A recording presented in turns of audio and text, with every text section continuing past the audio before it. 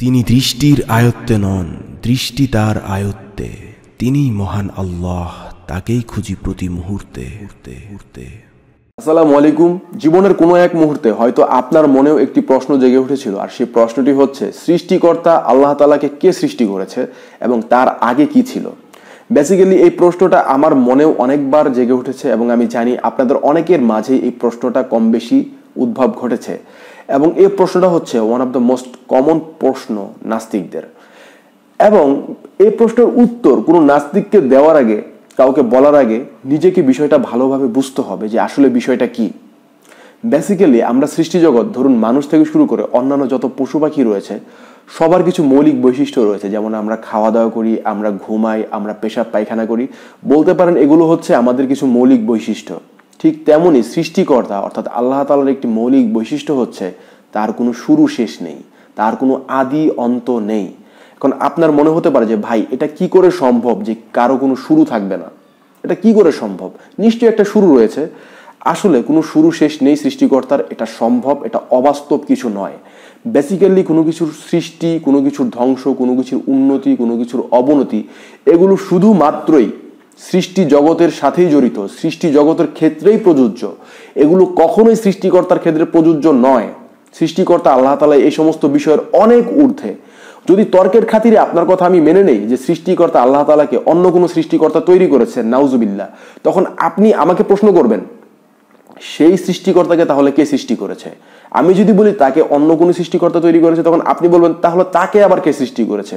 এভাবে অনন্তকাল যাবত আপনি আমাকে প্রশ্ন করতেই থাকবেন, যা হচ্ছে একটি অযৌক্তিক প্রশ্ন এবং একটি অযৌক্তিক উত্তর।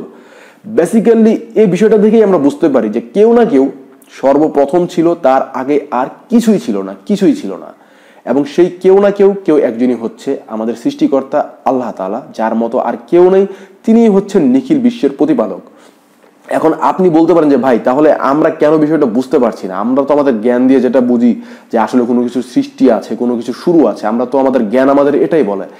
বেসিক্যালি আমরা পৃথিবীতে যেমন পরিবেশে বসবাস করি, আমাদের চারপাশের পরিবেশ, আমাদের সামাজিক অবস্থা, আমাদের ছোট থেকে বেড়ে ওঠা, সব কিছুতেই আমরা দেখতে পাচ্ছি যে কোনো কিছুর সৃষ্টি আছে, কোনো কিছুর শেষ আছে, কোনো কিছুর উন্নতি আছে, অবনতি আছে। তাই আমরা এভাবেই চিন্তা করি, কিন্তু আমরা ভুলে যাই আমাদের যে সৃষ্টিকর্তা, তিনি আমাদের চিন্তা জগতের অনেক ঊর্ধ্বে। যেমন আল্লাহ তাআলা বলেছেন যে আমরা আমাদের জ্ঞান দ্বারা কখনোই তাকে বেষ্টন করতে পারবো না।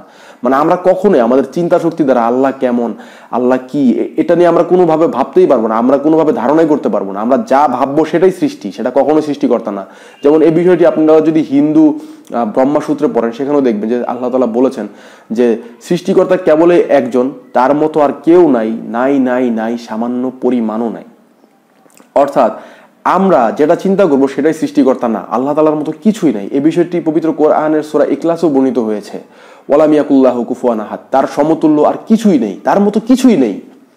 সো সৃষ্টিকর্তার ক্ষেত্রে সৃষ্টি ধ্বংস এই বিষয়গুলো প্রযোজ্য না। যখন কিছু ছিল না তখনও আল্লাহ তাআলা ছিলেন, যখন কিছু থাকবে না, কিয়ামত, তখনও শুধু আল্লাহ তাআলাই থাকবেন। তার সমস্ত সৃষ্টি জগৎ ধ্বংস করবেন আল্লাহ তাআলা নিজেই, কিন্তু আল্লাহ তাআলার অস্তিত্ব বিদ্যমান থাকবে যেমনটা আগেও ছিল। আল্লাহ তাআলা আমাদেরকে শূন্য থেকে সৃষ্টি করেছে, আমাদের কোনো অস্তিত্ব ছিল না, আমাদের কোনো অস্তিত্বই ছিল না। আল্লাহ তাআলা শূন্য থেকে সৃষ্টি করেছে। এমন না যে একমাত্র আল্লাহ তাআলাই ছিল, তাহলে আল্লাহ তাআলা থেকেই সবকিছু সৃষ্টি হয়েছে, এমন না। আল্লাহ তাআলা নিজের অস্তিত্বে বিদ্যমান রয়েছেন এবং সবকিছু আল্লাহ তাআলা শূন্য থেকে সৃষ্টি করেছেন। কিভাবে সৃষ্টি করেছেন আল্লাহ আলাম, আল্লাহ ভালো জানেন। আল্লাহ তাআলার জ্ঞানের বাইরে কোনো কিছুই নয়, আল্লাহ তাআলার চাইতে জ্ঞানী কিছুই নয়। আল্লাহ তাআলার হচ্ছে অসীম জ্ঞান। বিষয়টা আসলে এইভাবে যদি আপনি চিন্তা করেন, তখন আপনি বুঝতে পারবেন যে আসলে আমাদের সৃষ্টিকর্তা কত মহান।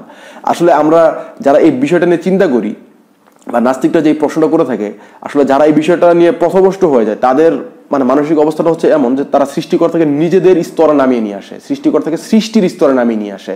আসলে সৃষ্টিকর্তা তো অনেক ঊর্ধ্বে, তার স্তর আর আমাদের স্তর কখনো এক না। আমরা আমাদের সৃষ্টিকর্তার বহু নিচে, চিন্তাই করা যায় না, কল্পনাও করতে পারবেন না। আল্লাহ তাআলা হচ্ছে অসীম, আর আমাদের একটা নির্দিষ্ট সীমা রয়েছে, এবং অসীমের মধ্যে যদি আপনি কিছু যদি দিয়ে দেন, সেটা কি হবে? অসীমের মধ্যে সেটা হারিয়ে যাবে, তার কোনো অস্তিত্বই থাকবে না। ব্যাপারটা হচ্ছে আমাদের ক্ষেত্রে ঠিক এমনই। এবং মুহাম্মদ সাল্লাল্লাহু আলাইহি ওয়াসাল্লাম এ বিষয়ে কিছু হাদিস রয়েছে, যেমন সাহাবী আজমাইনদের তিনি বলেছেন যে কেউ তোমার কাছে আসবে, প্রশ্ন করবে এটাকে সৃষ্টি করেছে, ওটাকে সৃষ্টি করেছে, এভাবে সৃষ্টি করতে তুমি বলবা যে এটা আল্লাহ সৃষ্টি করেছে, এবং এক সময় সে তোমাকে প্রশ্ন করে বসবে তাহলে আল্লাহকে কে সৃষ্টি করেছে। এবং তোমরা যদি কখনো এমন প্রশ্নের সম্মুখীন হও তখন সাথে সাথে বলবে যে আমি আল্লাহর উপর ঈমান আনলাম। অর্থাৎ এই প্রশ্নটি হচ্ছে এমন একটি প্রশ্ন যে প্রশ্ন যদি আপনার মনে একবার যদি একটা খারাপ চিন্তার উদ্ভব ঘটে, আসলেই তো তাহলে আল্লাহকে কে সৃষ্টি করলো, দ্যাট মিনস আপনার ঈমানই চলে যাবে। বিষয়টা হচ্ছে এমন। তাই নবীজি সাথে সাথে বলেছেন তুমি তখনই বলে ফেলবা যে আমি আল্লাহর উপর ঈমান আনলাম, যেন তুমি একটা মুহূর্ত মানে ঈমান ছাড়া না থাকো। এই বিষয়টি হচ্ছে মেইন উদ্দেশ্য। এবং অন্যান্য হাদিস থেকে আমরা আরো জানতে পারি যে শয়তান মানুষের মনে এই প্রশ্নটির উদ্ভব ঘটায়। শয়তান মানুষের কাছে আসে, মানুষের মনের মধ্যে কুমন্ত্রণা দেয় এবং বলতে থাকে যে এটাকে সৃষ্টি করেছে, আসমানকে সৃষ্টি করেছে, চন্দ্রকে সৃষ্টি করেছে, সূর্যকে সৃষ্টি করেছে, আল্লাহ তাআলাই সৃষ্টি করেছে। আচ্ছা তুমি কি কখনো ভেবে দেখেছো তাহলে আল্লাহকে কে সৃষ্টি করেছে? তার মানে হাদিস থেকে আমরা বুঝতে পারি এই যে প্রশ্নটি আল্লাহকে কে সৃষ্টি করেছে এটা হচ্ছে শয়তানের প্রশ্ন। শয়তান মানুষের মনে এই প্রশ্নটির উদ্ভব ঘটিয়ে থাকে যেন মানুষকে ঈমান থেকে দূরে নিয়ে কোথাও জাহান্নামের কোনো নিম্নতম স্তরে ফেলে দেওয়া যায়। মানুষের ঈমান হচ্ছে এমন এক দৌলত যে ঈমান না থাকলে মানুষ আসলে ধ্বংস হয়ে যাবে, মানুষের জন্য জাহান্নাম অনিবার্য হয়ে যাবে চিরকালের জন্য।